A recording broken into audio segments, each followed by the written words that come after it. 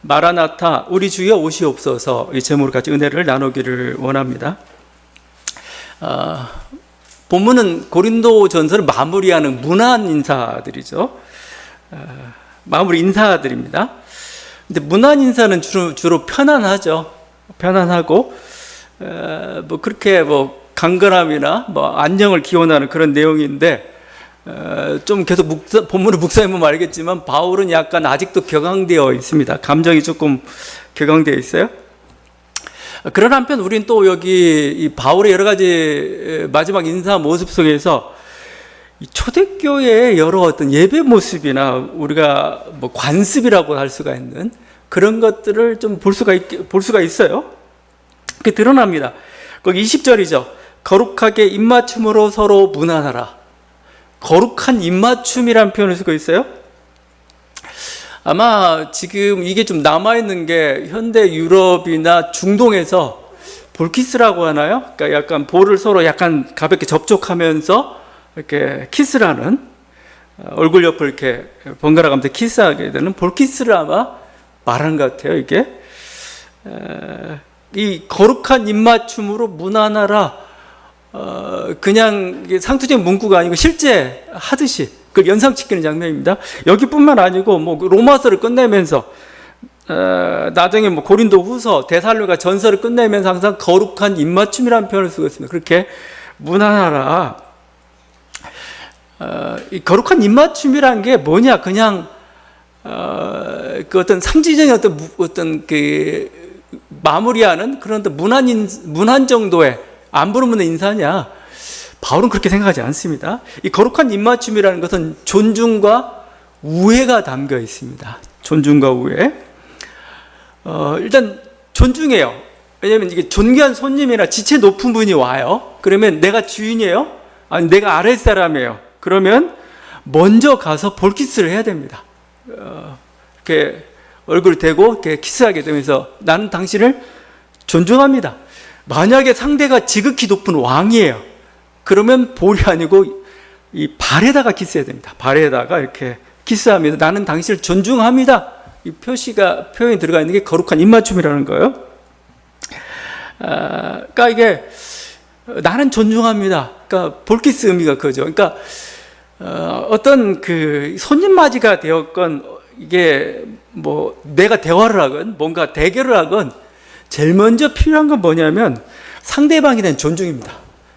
일단 무슨 장면이 됐든 내가 저 사람 손님으로 맞든 아니면 뭔가 대화 상대로 맞든 가장 중요한 것은 일단 존중으로 출발해야 됩니다. 지금 올림픽 경기가 한참이죠. 올림픽 경기의 가장 기본은 뭐냐? 일단 상대를 존중해야 돼요. 그럴 능력 있고 열심히 이렇게 자격 있고 노력해왔고 그걸 인정해주고 그렇지만 싸워야 된다 이렇게 돼야 되지. 나는 무조건 이겨야 돼. 쟤는 원수야. 그러면 별로 아름답지가 않아요. 진짜 원수가 되고 말아요. 가장 중요한 건 존중이라는 겁니다. 이건 뭐 우리 정치권에서 제일 존중을 잃어버렸어요. 아무리 내가 상대방이라고 하더라도 기본은 존중으로도 바탕하는 겁니다. 또한 이게 우애의 표식입니다. 우애라는 건 이게 고린도 교회나 초대교회는 굉장한 건데 왜냐하면 노예와 주인이 서로 입맞춤을 하고 있어요. 서로 한쪽이 먼저 해주고 또 한쪽이 해주고 서로 입맞춤한다는 것은 그게 우애입니다. 근데 그리스도 안에서 하나됨이 뭔지를 가장 강렬하게 느끼는 순간이 이때예요. 나는 노예인데 주인이 직접 볼키스를 해주면서 이렇게 그 사랑을 보여줬을 때 이게 그리스도 안에서 한 형제 자매구나. 아주 강렬한 체험이죠. 여기 보면 그 남자와 여자 간에도 볼키스가 이루어졌던 것 같아요. 남신도군, 여신도군. 근데 그래서 그런지 앞에 거룩한이라는 단어가 들어가 있어요. 거룩한. 왜냐하면 세속적 욕망이 안 들어가 있어요. 세속적 욕망이 안 들어가고 정말 가족입니다. 가족. 나의 형제, 나의 자매예요. 그죠? 한 가족과 같은 어떤 사이에서 나누는 그런 인사라는 겁니다. 그러니까 그 정도. 그러니까 어떻게 보면 그 혈통이나 육정을 뛰어넘는 하나님께로부터 난 자들의 하나님의 자녀들, 하나님의 가족됨이 뭔가를 잘 보여주고 있는 게 거룩한 입맞춤입니다. 그러니까 아마 마지막 얘기하면서 너희들은 이렇게 거룩한 입맞춤으로 서로 화해하고 서로를 존중해라, 우애해라, 이런 표현이 좀 들어가 있는 거죠. 하나의 세레모니, 의식이라고 할 수가 있습니다. 불행히도 이 거룩한 입맞춤 오늘날에 되살렸으면 좋겠는데 재현할 수는 없어요. 왜냐하면 이 특별히 이 동양, 아시아권 같은 이런 어떻게 보면 굉장히 유교 사회 전통이 굉장히 강한 곳이죠. 그렇게 못합니다. 잘못하면 성추행 우려도 발생하고, 뭐 누구는 나는 하나님 말씀대로 하겠다 그러다가 성추행이 돼요. 대신 이제 악수나 가벼운 포옹 정도 가능하겠지만 아직도 포옹도 굉장히 민감해하는 사람이 좀 있습니다. 결국 이런 것도 하나의 문화 관습이에요. 존중이나 우애를 나타내는 문화 관습인데, 이것은 그 나라 형편, 문화 수준, 전통 이런 거 다 따져가가지고 거기에 적절하게 해야 되는 겁니다. 아무리 문자로 거룩한 입맞춤이니까 지금도 재현해, 그런 건 아니에요. 어떻게 하면 존중과 어떻게 하면 우애를 나타내는 방법이 뭔가를 우리 항상 생각하고 그렇게 하는 게 중요하고, 그게 만약에 세상에 오해를 받는다면 하지 말아야 되죠. 그건. 지금 이제 바울은 이렇게 거룩한 입맞춤을 하면서 갑자기 제가 보면 감정이 좀 격해졌는데 21절입니다. 21절에서 나 바울은 친필로 너에게 문안하노니입니다. 나 바울은 친필로 너에게 문안한다. 두 번 이렇게 나오는데 갈라디아서도 마찬가지입니다. 갈라디아서에서도 편지의 마지막에 갑자기 바울이 끼어듭니다. 갈라디아 6장 11절인데 내 손으로 너희에게 이렇게 큰 글자를 쓴 것을 봐라. 글자가 이렇게 작다 갑자기 큰 글자를 쓴 것 같아요. 이렇게 이 관례라는 게 있습니다. 로마나 헬라 사회에서 관례는 뭐냐면 편지를 쓰는데 대서자가 있어요. 대신 글을 쓰는 사람이 있습니다. 로마서에는 이름까지 나왔죠. 로마서 쓴 사람은 더디오입니다. 더디오라는 대서자인데 이제 바울이 불러주겠죠. 불러주면은 이 사람이 쓸 때 문법이나 뭔가 문장을 잘 교정해가지고 파피루스에다 쓰는 겁니다. 이 편지를. 근데 파피루스에다 글을 쓰는 게 이게 편한 게 아니에요. 파피루스는 거칠어요. 종이처럼 매끈한 게 아닙니다. 거친 데다가 이걸 목으로 이렇게 종이로 이게 쓰려는 게 이게 글자가 잘 쓰기 좀 쉽지 않거든요. 그러니까 대서자를 써서 이렇게 하는 겁니다. 근데 바울이 직접 썼다는 겁니다. 여기에 직접. 그럼 뭐요? 이건 내 글이다라는 것을 뭔가 의도는 뭘까? 그러면 이건 내 글이야, 내가 하는 말이야, 아니면 자신의 분명한 의지를 드러내고 싶은 겁니다. 나의 분명한 의지를 드러내기, 내 친필로 썼다. 뭔가 이 내용들은 다 내 뜻이 오로지 담겨져 있는, 너희는 들어야 돼, 이런 거죠. 근데 거기 직접 썼다고 하니까 보면은 그럼 언제부터? 21절 이하부터 마지막까지는 바울이 쓴 것 같아요. 이렇게 마지막 인사 24절까지. 근데 제가 보면은 그래서 그런지 모르겠는데 문장이나 좀 단어들이 조금 감정이 격하다는 느낌이 제가 들어요. 여기 22절이죠. 만일 누구든지 주를 사랑하지 아니하면 저주를 받을지어다. 그죠? 제가 읽다가 이게 바울이 쓴 말이 맞나? 저주를 받으라니? 아무리 그래도 주를 사랑하지 않는다는 이유로 저주까지 해야 되냐, 이거. 저주를 받아야 되냐, 이거예요. 우리가 저주하게 되면 유명한 거 신명기 28장의 문장이 있죠. 신명기 28장에 복과 저주에 대한 문장이 있습니다. 하나님의 명령을 지키면 복이 임하지만 하나님의 명령을 불순종하면은 저주가 임한다 해가지고 이렇게 기록되어 있습니다.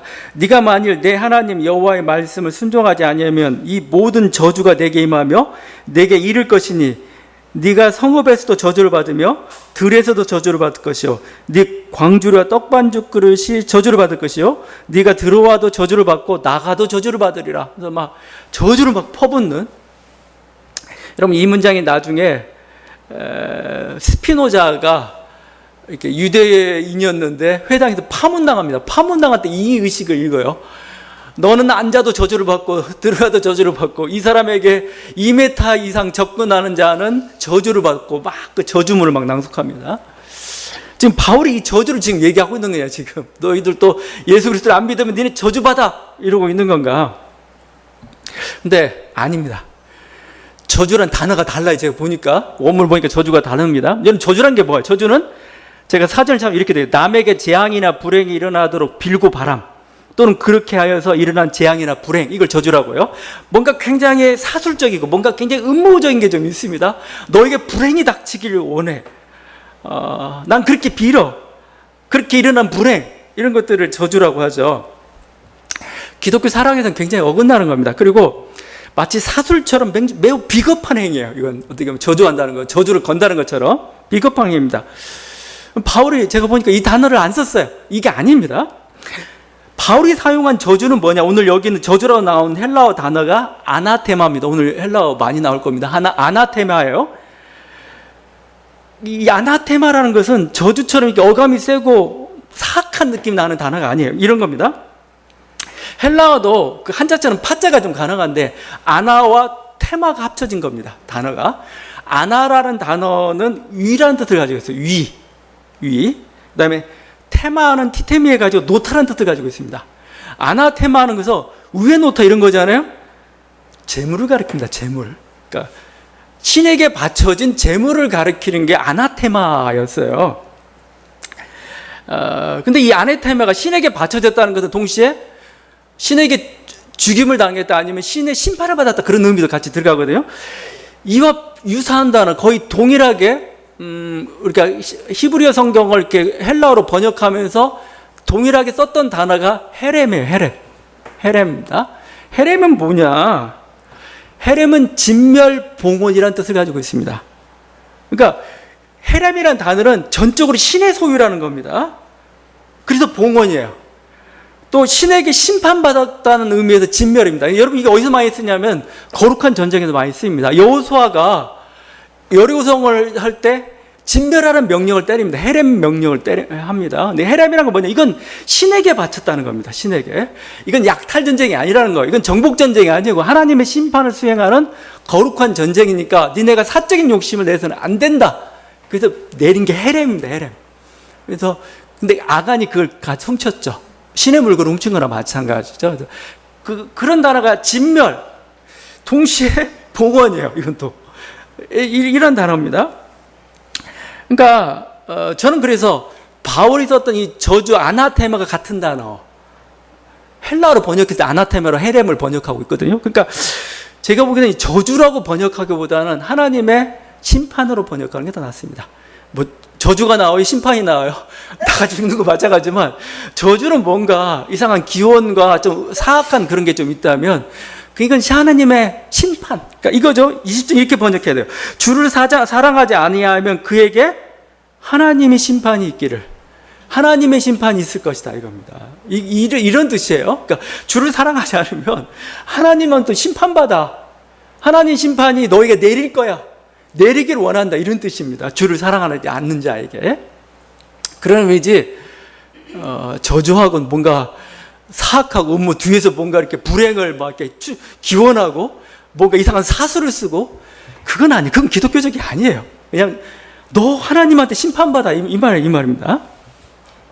결국 바울이 여기서 밝히고 있는 건 주님을 사랑하는가 안 하는가예요. 주님을 사랑하는가 아닌가. 여러 가지 문제들에도 결국 얘기를 했는데 결국 문제의 핵심은 뭐냐? 니네가 주님을 사랑하느냐 안 하느냐가 이게 문제라는 겁니다. 그래서 주님을 사랑한다면 뭐요? 주님을 사랑한다면 주님의 명령을 지키는 게 주님을 사랑하는 거죠. 주님의 명령을 지킨다는 거 뭡니까? 사도 바울식으로 얘기하면 내 말을 듣는 겁니다. 사도 바울의 명령을 듣는 거가 주님을 사랑하는 거예요. 주님을 사랑한다면 뭐야? 옆에 있는 형제 자매를 실족해 하게 하는 어리석은 행동을 해서는 안 됩니다. 주님을 사랑하는 게 아닙니다. 뭐라고 표현하죠? 요한복음에서 나를 사랑하면 내 말을 지킬 것이요. 내 말을 지키는 자는 뭐예요? 내 안에 거하고. 그렇죠? 주님의 말에 순종하는 겁니다. 지금 여기서는 사도 바울의 말입니다. 그게 사랑하고, 그래서 이렇게 표현해도 내 말을 지키지 않으면 하나님 심판받는다 이런 말이랑 마찬가지입니다. 지금 개인의 구원 문제를 말하는 게 아니에요. 개인의 구원 문제도 사실은 마찬가지입니다. 옆에 있는 형제 자매를 대하는 태도에 따라서 우리 구원이 결정이 되는 겁니다. 이제. 그래서 뭐 그게 그거라니 뭐 저주나 하나님 심판이야 그게 그라고 생각할 수 있겠는데 느낌은 좀 다릅니다, 여러분. 그래서 주님을 사랑하지 않는다면 그 사람에게는 하나님의 심판이 있기를 이런 식으로 있을 것이다. 이게 좀 말하고 있는 거죠. 그 다음에 바로 이어지는 문장이 우리 주여 오시옵소서요. 우리 주님이 오셔가지고 이제 심판을 하는 겁니다. 그런 의미로 보면 이게 말이 돼요. 자, 근데 우리 주여 오시옵소서도 좀 재밌습니다. 왜냐면 그 신약 성경에서 유일하게 등장하는 단어면 여기 아람어로 쓰고 있습니다. 아람어. 헬라어가 아니에요. 우리 주여 오시옵소서는 번역해서 그렇지 이 단어가 헬라어가 아니고 아람어로 씁니다. 아람어. 아람어는 예수님이 쓰시던 언어고 그 당시 바울과 비슷한 히브리인들이 쓰던 언어예요. 아람어로 썼습니다. 아람어가 뭐냐면 그 유명한 마라나타입니다. 마라나타. 그냥 마라나타 이렇게만 나와 있어요. 그리고 번역하니까 우리 주여 오시옵소서가 된 거죠. 여러분 그 아람어가 가끔 등장합니다. 우리 그 아바 아버지 할 때 아바도 아람어예요. 아바 아버지. 마가복음도 등장하죠. 소녀가 일어날 때 달리다쿰. 이것도 아람어입니다. 그러니까 그 뭔가 이렇게 예수님이 썼던 언어 중에서 뭔가 이렇게 초대교회가 썼던 언어 중에서 괜찮은 것들은 그냥 원어 그대로 됐어요. 할렐루야도 마찬가지죠. 아멘도 마찬가지고 다. 근데 여기서는 마라나타입니다. 근데 마라나타는 이렇게 구분해야 됩니다. 마라나타. 원어 보면 마라나 띄어쓰기 타예요. 이렇게 하거든요. 마라나타.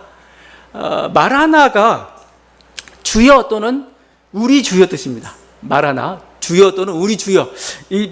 이건 좀 불명하지 않는데 타는 오소서입니다. 오소서. 그러니까 주여 오소서고 우리 주여 오소서 이렇게 번역할 수가 있어요. 아마 이건 고린도 교회에서 성만찬 예배에서 했을 수도 있습니다. 왜냐하면 주님 오실 걸 기념하고 있으니까 그 기념 예식 속에서 우리 주님 오시옵소서 이렇게 마라나타 했을 수도 있어요. 아니면 예배 조중에 찬양으로도 마라나타 주님 오시옵소서 이렇게 했을 수도 있고 찬양의 함성이죠. 아니면 예배를 마치면서 마지막 우리 기도합시다 주님 오시옵소서 이렇게 할 수도 있습니다. 그러니까 초대교회에 썼던 중요한 어떤 예배 용어예요. 이게 바울과 초대교회는 주님의 임박한 재림을 기다렸습니다. 곧 주님이 온다는 거죠. 이들의 이 임박함이라는 것은 바울에게는 더 절실해요. 왜 바울은 더 절실했겠냐면 바울은 고난을 받았기 때문에. 계속 고난하고 힘든 인생이니까 빨리 고난을 끝나야 돼요. 이렇게. 이 고통을 끝낼 수 있는 건 주님이 빨리 오시는 겁니다. 그래서 바울은 계속해서 그래서 여러분 하늘나라 오기를 바라는 사람은 가난한 사람들이에요. 병든 사람들이고 부유한 사람들은 오길 원치 않아요. 별로 좀 늦게 오길 원해요. 여러분이 별로 주님 그 재림이나 부활에 대한 소망이 없으면 감사하십시오. 여러분이 잘 살고 있다는 거예요 지금. 이게 가난한 사람들이 항상 이렇게 합니다. 뭔가 헤어졌던 가족들, 지인들을 만날 수 있는 소망, 그건 어떤 사별의 고통을 겪은 사람들이 느끼는 그런 거겠죠. 그들이 그 임박한 재림을 막 기다리는 거죠. 아니면 그 주님이 뜻하시는 그 생명과 행복의 나라, 거지 나사로가 계속 고통 속에서 그날에 가면 장방 늘어지게 자고 느티나무를 시원하게 자고 먹을 거 풍성하게 있고 그 나라죠. 그 나라가 속히 오기를 이렇게 바랬던 거죠. 또는 이런 것도 있습니다. 이 세상이 뭔가 부조리로 가득할 때 누가 옳은지 어떤 것이 주님의 뜻인지가 그때 오면 분명히지 않아요. 그러니까 바울은 이런 의미도 있습니다. 그때가 오면 내 말이 맞다는 걸 알게 될 거야. 그렇죠? 15장에서는 부활의 소망을 계속 얘기했잖아요. 길게 설명했습니다. 이게 앞으로 일이기 때문에 설명이 안 되죠. 그러니까 막 길게 설명하고 나서 결국 딱 한 가지죠. 주님 주님 오시고 너희가 부활하면은 그때는 알게 될 거야. 그러면 지금 여러 가지 소망이 담겨 있는 말이 마라나타. 그죠? 저는 우리에게도 이 마라나타 신앙이 좀 필요하다고 봅니다. 그냥 종말론적 신앙이라고 표현할 수가 있죠. 그 요한계시록에서는 아람어는 아니지만 헬라어 형태 이렇게 얘기합니다. 내가 진실로 속히 오리라 하니까 아멘 주 예수에 오시옵소서 이렇게 얘기합니다. 근데 여기는 속히라는 단어 하나 더 붙었어요. 속히. 마라나타 신앙이 필요한 건 왜냐? 마라나타 신앙이란 결국은 뭐냐면 복음 때문에 고난받는 사람들이 가지고 있는 신앙입니다. 그리고 부조리에 탄식하는 자들, 그죠? 부조리에 실망해가지고 탄식하는 자들 있죠. 언제까지 이 부조리와 부정의를 견뎌야 되느냐? 그들의 탄식인 겁니다.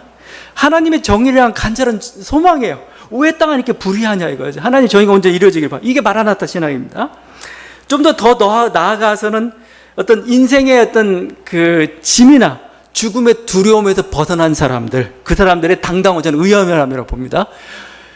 주님 오시옵소서, 너 와, 이러면서 너 와, 이런 좀 말은 좀 그런데, 그건 뭐예요? 나 이제 대비돼 있어. 난 대비돼 있어요. 그죠? 나는 이제 내 인생의 모든 걸 다 살았고, 이제 뭐예요? 죽음의 강을 건너는 것도 두렵지 않아. 그죠? 이게 좀 이렇게 세팅이 된 사람이에요.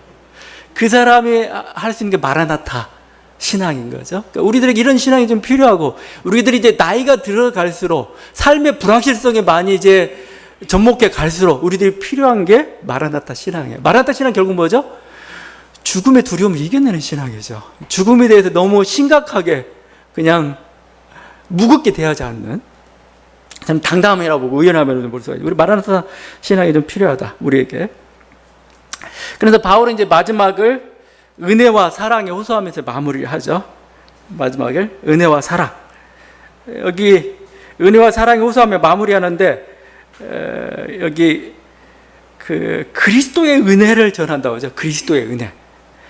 그리스도의 은혜라는 단어가 카리스입니다. 이 카리스 축복을 전하고 있습니다. 그리스도의 은혜가 너에게 가득하기를, 축복이죠. 이 카리스, 은혜라는 단어도 좀 더 분석을 좀 해봐야 되는데, 은혜라는 단어, 그러니까 카리스라는 단어, 은혜라는 뜻도 있고, 호의. 가장 뭔가 구체화된 형태로는 선물입니다. 선물. 계속 제가 이제 카리스는 선물이라고. 그 선물의 이미지를 그리면 굉장히 이해가 쉬워요. 인생은 뭐예요? 하나님의 선물입니다. 하나님의 선물. 그러니까 여러분이 그 헬라어의 인사가 있어요. 우리는 예전에 인사가 진지자졌습니까죠? 잘 밥을 못 먹어서 진지자졌습니까? 인사했습니다. 요즘은 그냥 안녕하세요. 그죠? 안녕은 뭐예요? 몸과 마음이 평안하길, 뭐 그런 거죠. 근데 그 헬라인들은 어떤 인사를 했냐면 카레인이라고 있습니다. 카레인. 이게 카리스에서 나온다. 카리스. 그러니까 카레인을 번역하면 은혜가 있기를 이겁니다. 이게 헬라인들 일반적인 인사입니다. 크리스찬뿐만 아니고 뭐라고요? 카레인, 은사가 있기를. 히브리인들은 샬롬이었죠. 평화가 있기를, 이런 식이죠. 카레인인데 카리스와 같은 단어입니다.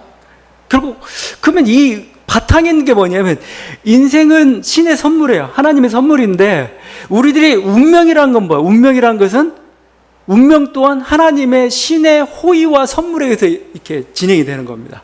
신이 너에게 호의를 베풀어 주기를, 이게 은혜가 있기를 뜻입니다. 신이 그러니까 내가 항해길을 떠나요. 내가 인생길을 떠나요.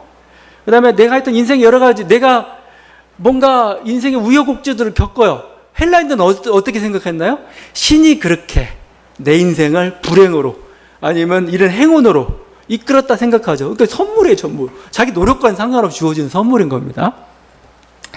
그러니까 지금 우리 인생에 신의 가호가 있기를, 좋은 선물이 있기를, 지금 이게 헬라식 인사법이죠. 근데 지금 뭐예요? 이제는 이 선물을 주시는 분이 누구예요? 제우스나 헬라신이 아니에요. 이 선물을 주시는 분은 이제 누구죠? 그리스도입니다. 이제는 그리스도. 너의 은혜를 주시는 분, 너의 인생에 선물을 주시는 분은 이제 그리스도야, 이거죠. 그래서 그게 그리스도의 은혜입니다. 그리스도의 은혜. 그리스도가 하나님이고 우리 인생을 주관하시는 분이고, 이 그리스도로부터 이제 온갖 선물이, 인생의 호의가, 은혜가 쏟아진다, 이거. 그래서 계속 얘기하는 게 그리스도의 은혜, 제우스가 아니라는 겁니다. 너의 그냥 인생 우여곡절, 뭔가 운명, 그게 아니고 이제 우리의 신 그리스도가, 우리 하나님이 너의 인생에 은혜를 베푼다, 호의를 베푼다, 이거예요. 이게 그리스도의 은혜인 거죠. 근데 제가 전에도 얘기했지만, 선물이란 게 항상 보답해야 되는 부담감이 있어요. 난 선물 받았으니까 보답해야 돼, 뭔가 이렇게. 항상 뭐 공짜로 선물 받았으면 보답하는 건 뭐 괜찮죠. 괜찮은데, 이 그리스도의 은혜의 가장 특징 중 하나가 뭐냐? 보답을 바라지 않는다는 겁니다. 값없이 주신다. 그래서 항상 얘기하는가, 값없이란 말이 항상 붙죠. 값없이 그냥 주시는 겁니다. 그냥 보답을 기대하지 않고 그냥 막 주시는 거 그냥.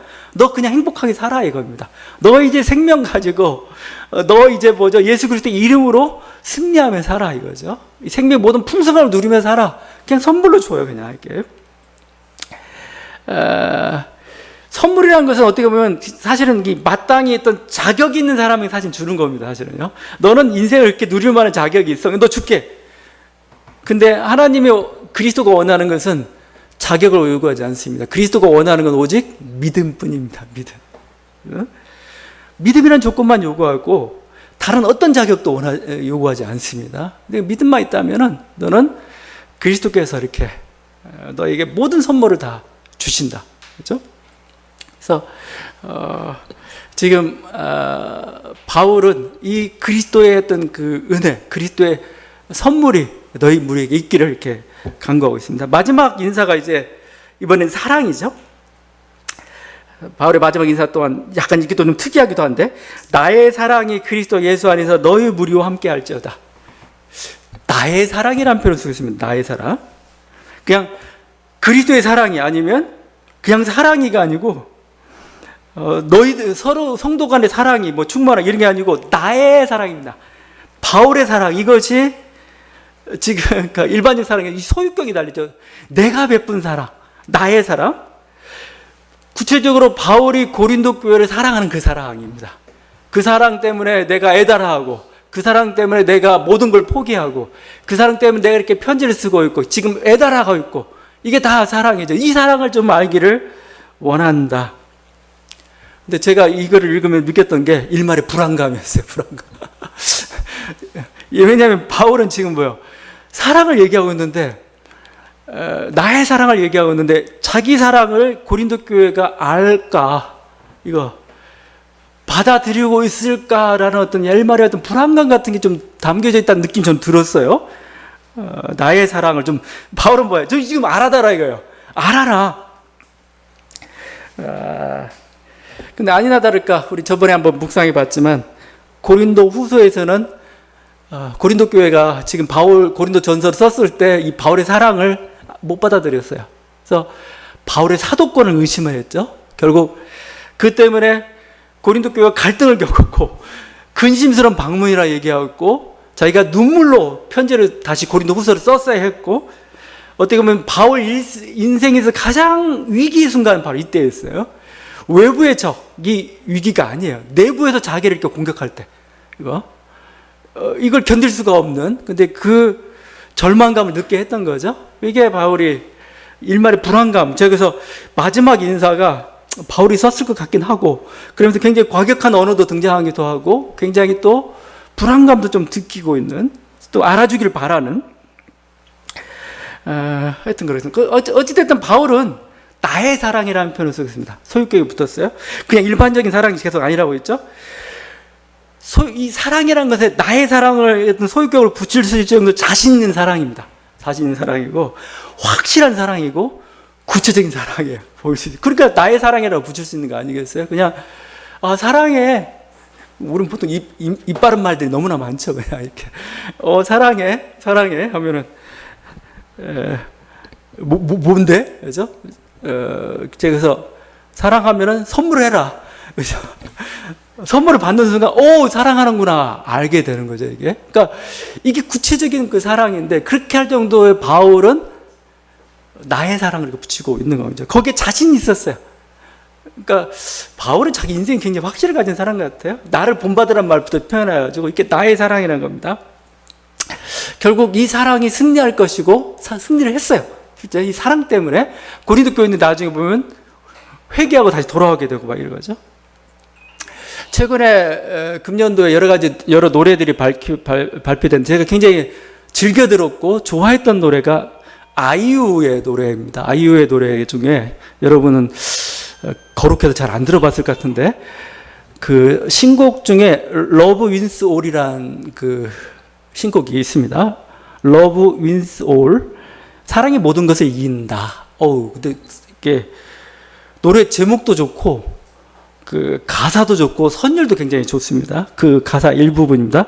저기 멀리 From us to Mars. 여긴 자꾸 영어를 써가지고 그러니까 지구부터 화성까지 꼭 같이 가줄래?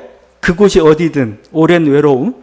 그 반대말을 찾아서 필연에게서 도망쳐 run on 나와 저 끝까지 가죠 my lover. 이렇게 하면서 여러 가지 어떤 단어 쓰고 있어요. 근데 제가 보다 보니까 굉장히 뭔가 조금 힘들고 뭔가 이렇게 계속 연결될 때 끊어질 때 불안한 가운데서도 뭐요? 가자.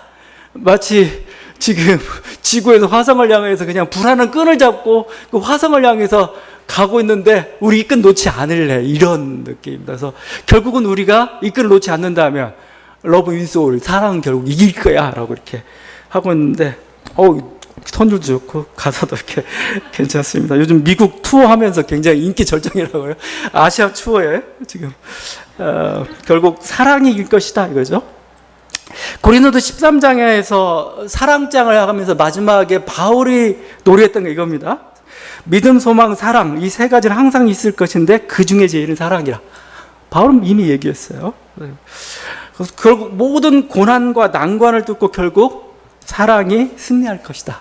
이런 확신을 가지고 있었던 거고, 지금 어떻게 보면 바울은 미래를 예감하고 있는지 모르겠지만 어떤 난관이 있을 것 같은 예감을 가지면서 결국은 그럴지라도 나의 사랑이 결국은 승리할 것이다. 이렇게 얘기하고 있습니다. 다시 한번 이 바울로부터 우리 인생에 무언가 은혜를 받을 수 있기를 간절히 바랍니다. 기도하시겠습니다.